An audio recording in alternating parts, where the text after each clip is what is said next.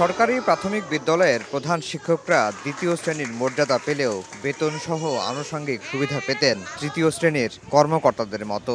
এ নিয়ে দীর্ঘদিনের অসন্তোষ গড়ায় আইনি লড়াইয়ে 2019 সালে এসে দশম গ্রেডে বেতন ভাতা দেওয়ার নির্দেশ দেন উচ্চ আদালত। তবে রায় 6 বছরেও বাস্তবায়ন হয়নি।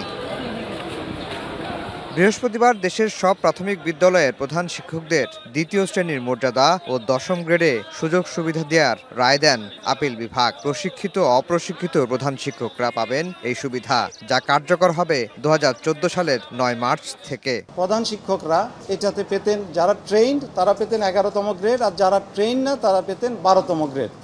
ইভেন এখন বিসিএস থেকে যারা ক্যাডারের জন্য সিলেক্টেড হয়ে পদ স্বল্পতার কারণে না ঢুকে নন ক্যাডারে যাচ্ছে প্রধান শিক্ষক হিসাবে, তারাও 12তম গ্রেডে। এটা একটা সীমাহীন অন্যায় ছিল।